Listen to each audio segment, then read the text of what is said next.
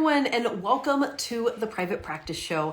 I am so excited to have tonight's guest, Sarah Pendergast, who is an amazing private practitioner in Tampa, Florida. And tonight she's going to be talking about coaching and also community and how she started her private practice, how she's grown her private practice, and all of those amazing things. I have been so lucky to get to know Sarah in my programs, and I cannot wait for you to hear her full story of how she got started in private practice and how she's really making this work for herself, for her community, and everything else. I think I said this at the beginning, but the name of her private practice is Awesome Kids Therapy. She has a fantastic website, and she's just a really cool person. So let me bring her on right now so that you all please ask your questions so that we can answer them throughout this interview. So Sarah should be on here in 1 second. Hey, Sarah. All right, we're here. Hello. We're doing it. How are you doing? I'm doing awesome. How are you? I love it. I'm doing fantastic too. It's it's kind of the end of a long week, but I'm still full of energy and I'm really excited to be talking to you tonight. Me too. And it's so nice to see you. Absolutely. So what I thought that we could do tonight was to kind of do our typical interview and really go back to the beginning of your private practice career. And so tell our listeners and viewers, when did you first start thinking about private practice? Sure. So my journey to speech language pathology, I guess, started in high school. And I took a psychology course, and that's where I learned all about the inner workings of the brain. And I always knew I wanted to be in a helping profession because I didn't think I would make it as a Broadway star. So my mom actually said, have you heard of speech therapy? And I said, maybe, I'll look into that and see if it might be good. So I guess fast forward from high school, then I went to Florida State for both of my degrees, go Noles. And that's when I was able to do different rotations and see what the world of speech language pathology was like. And that's where I found my true love of private practice. So that was like the little seed that was planted. And then I said, private practice is for me, but how do I get there?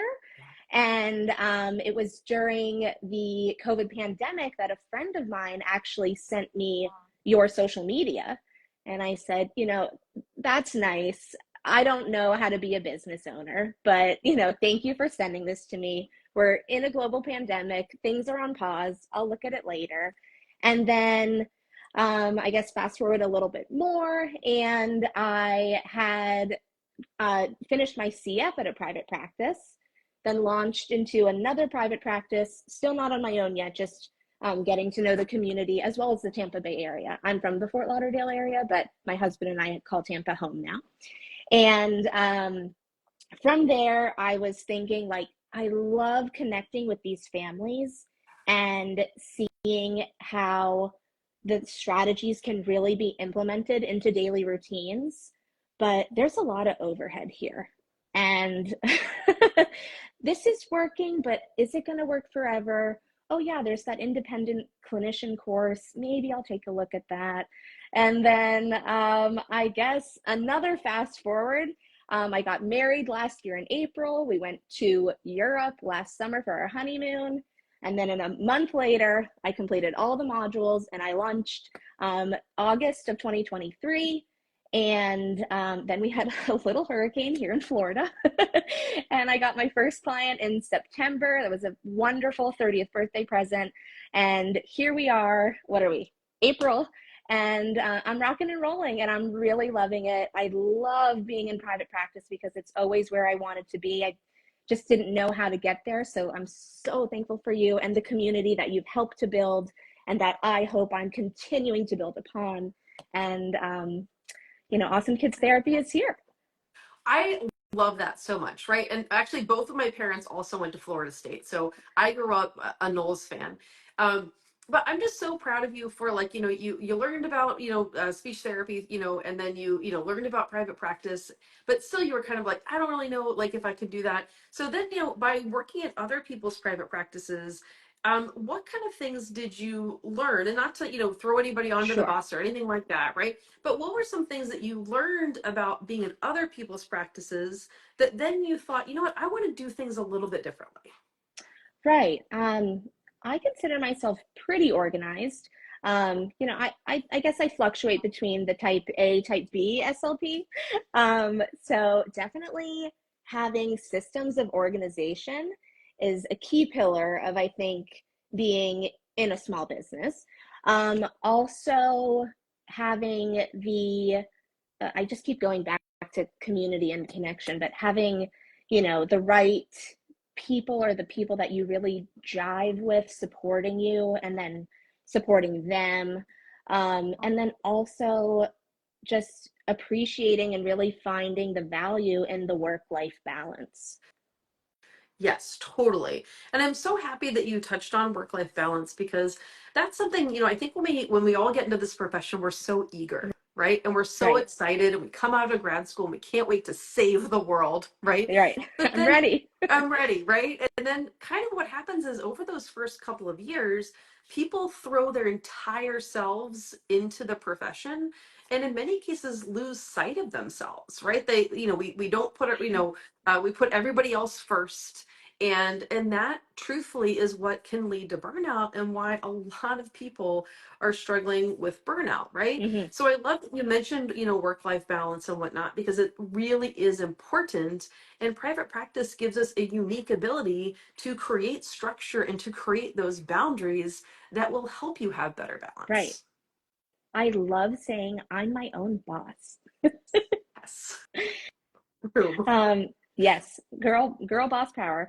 I also come from a family of entrepreneurs and small business owners, so I'm glad that my journey has really helped me find my way. So now, I can represent my family in this small section of what I'm doing. So I'm just overjoyed. I love that. I love that. So tell everyone who's listening slash watching, what kind of services do you offer through your practice? Sure. So I am a pediatric speech language pathologist. I love working with little ones, 6 months to 4 or 5 years old. But really, what I focus on with that age group is the caregiver coaching. So I love helping late talkers find their voice, and then also those speech sound kiddos are near and dear to my heart. My brother actually went to speech therapy growing up, so it's just like a big full circle moment every day for me. But here in Tampa, I'm a mobile practice. I don't have a brick and mortar at this time. So I provide services in the Tampa Bay area, either going to families' homes, daycare facilities, or communication is everywhere. So I'm happy, and I have been happy to conduct therapy sessions either at the park, the library, and I've even been to a splash pad before. How cool is that? You can't do that working in the schools, can you? That's right. Or in the snow. Yeah, totally. Well, I love that too because again, it's like you have figured out, what niche you like the most, right? You have a very Yeah. specific age group, you have different, types of needs that you like to work with.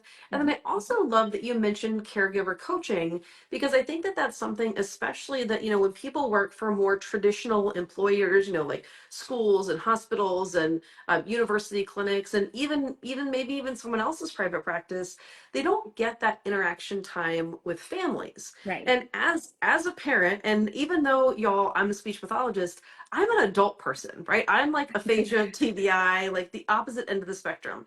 So I totally understand how and why parents are eager to have parent coaching. So can you tell our listeners a little bit about what that has been like for your practice? Sure.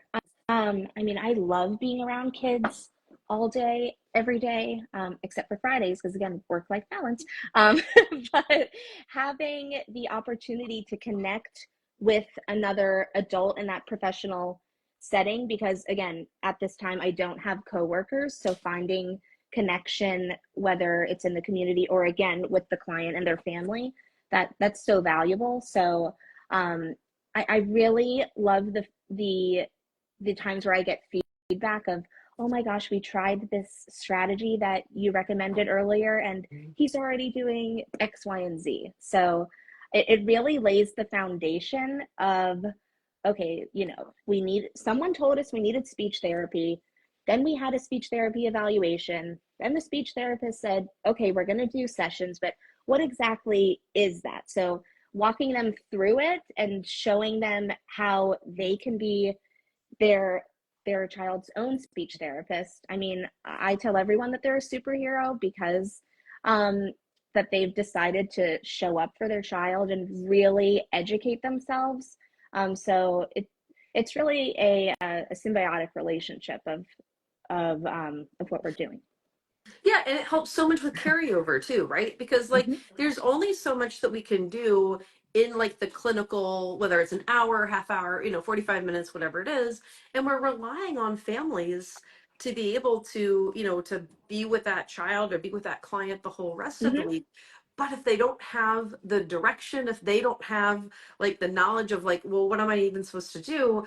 Right. Well, first of all, it doesn't happen, or they just don't have that confidence and stuff too. So I think it's awesome when people include caregiver coaching in their therapy services. Thank you. Yeah, I like to say the true magic happens when I leave the session. Yes. Yes. Oh my gosh, I love that so much. So my next question for you is, where are you finding your clients, or where are your clients finding you? Sure. So I'm so thankful for my husband. He's my in-house tech. So he helped me with my website, but also shout out to Sarah because I am a big fan of her social media presence, and I'm taking her course to learn about how to be a speech language pathologist on the interwebs. Um, Yes. and then, but basically, so Andrew, my husband, helped me on the tech side of things, and I feel like Sarah and the other members of the Instagram community are helping me really find my voice in it. But the main referral source is from Google. Nice. Now, okay, so follow-up question, because I think other Sure. people are curious about Yeah. this.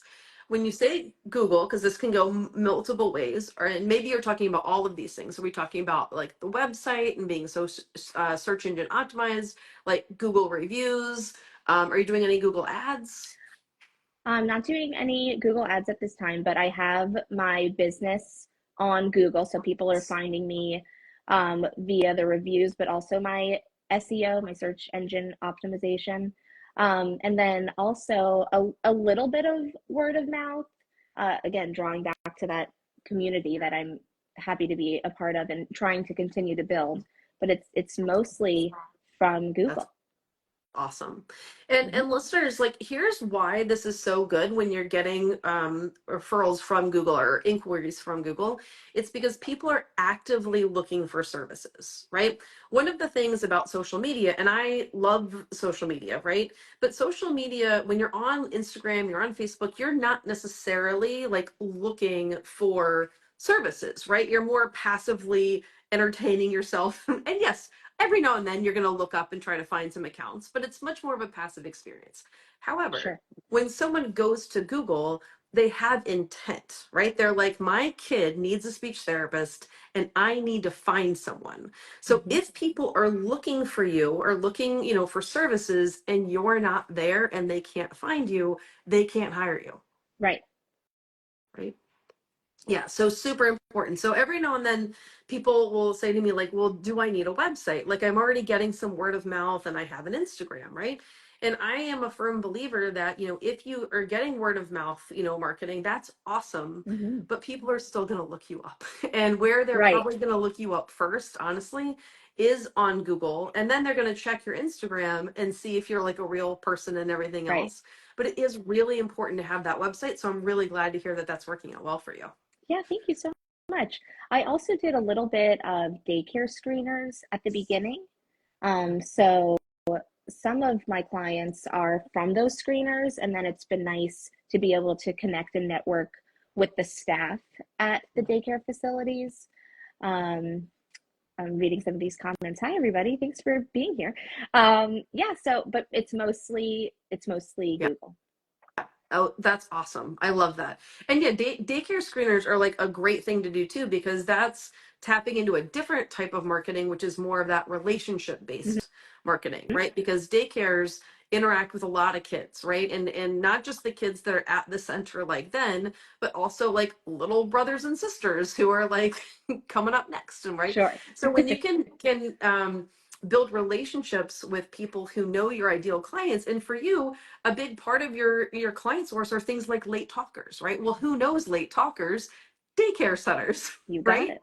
So you've done a great job of going to exactly where your ideal clients are and making sure that they know about you, right? And sometimes people get really worried, like, oh, I don't want to be pushy and like whatever else. But like everyone watching slash listening, can you tell that Sarah is a really like kind, gentle SLP and is not pushy? Thank Right? you.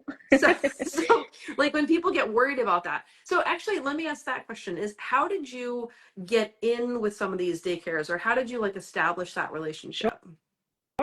So, first step, I cold called a lot of places and I developed a script. I practiced my script on places that I didn't think I would jive with, and then also just random friends to see if what I was saying made sense.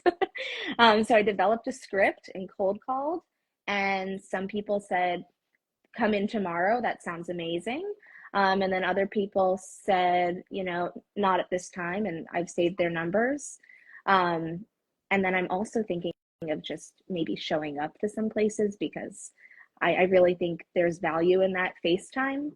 Uh, so there's a lot of different ways to do it, but how I did it previously is I cold called, we got organized, looked at the schedule, sent in different forms that the families could fill out. I had a paper form as well as a QR code. Not everyone is tech savvy.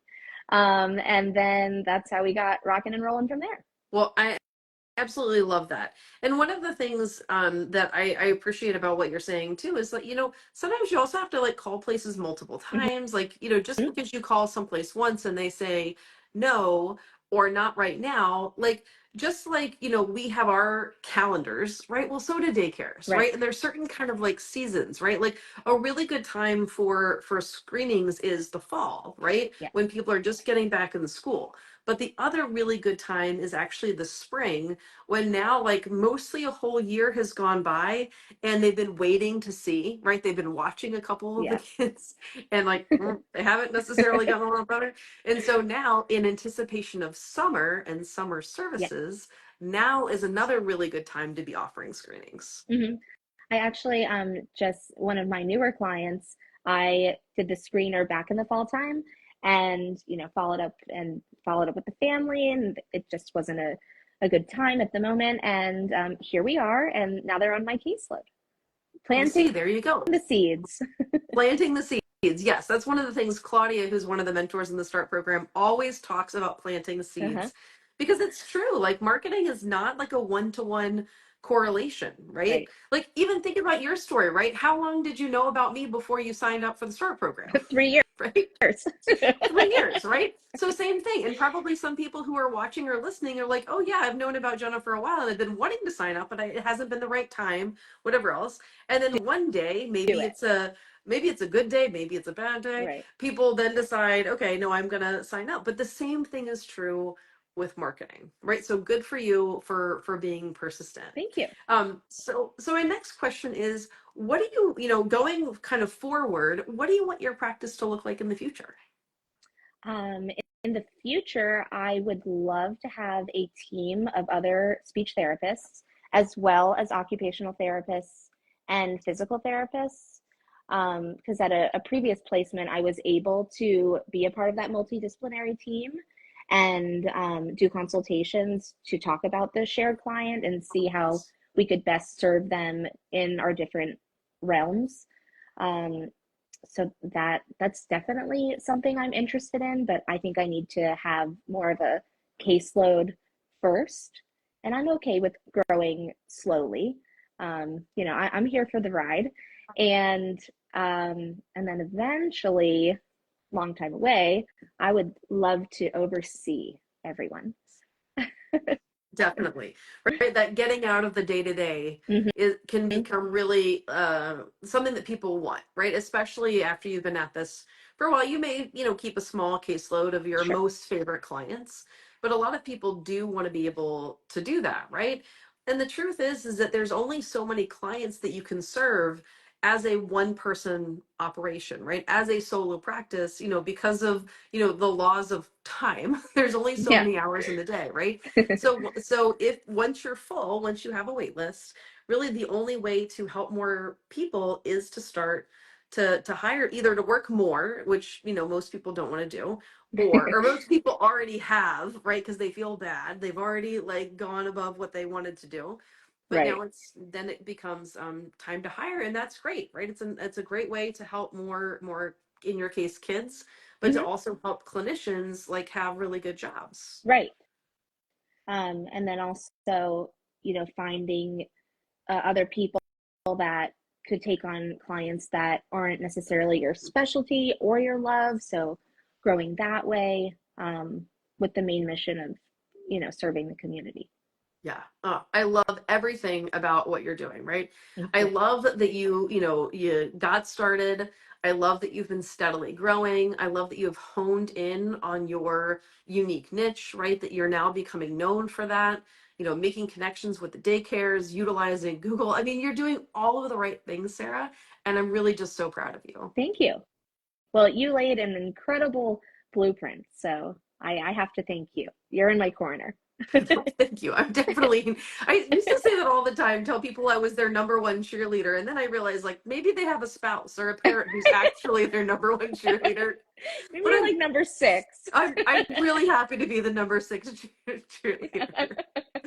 Um, Perfect. for anyone who's been watching or listening and like is kind of on the fence about private practice, right? Like they've heard me talk about it, they've heard, people on the podcast and on interviews talk about it, but they just are still like holding back for some reason.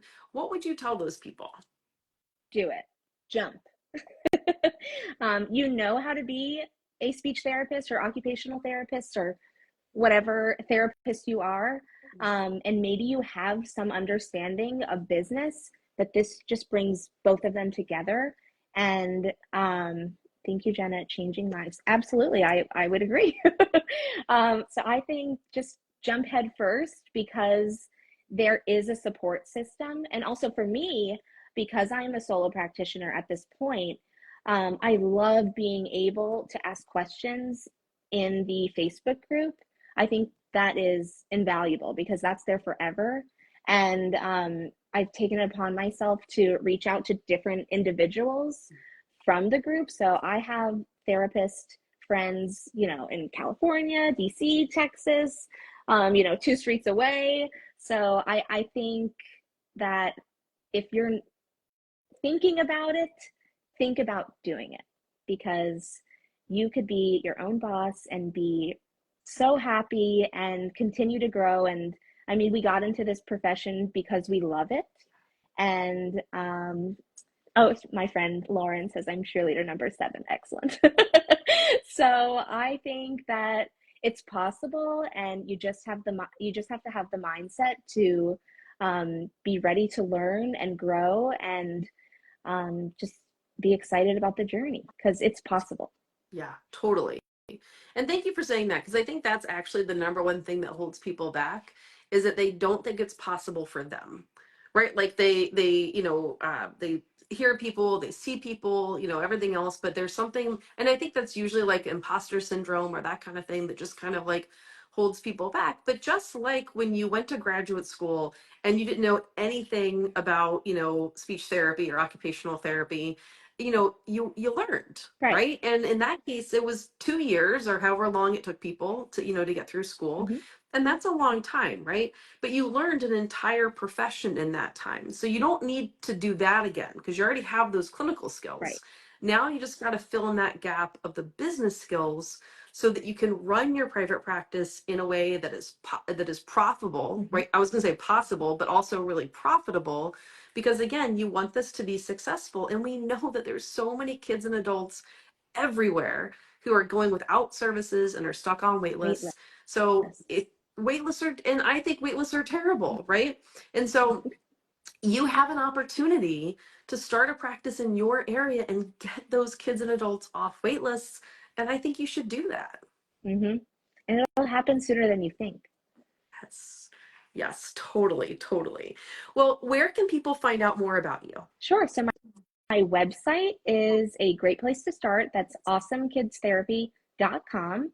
And my Instagram handle is the same, at @awesomekids.therapy.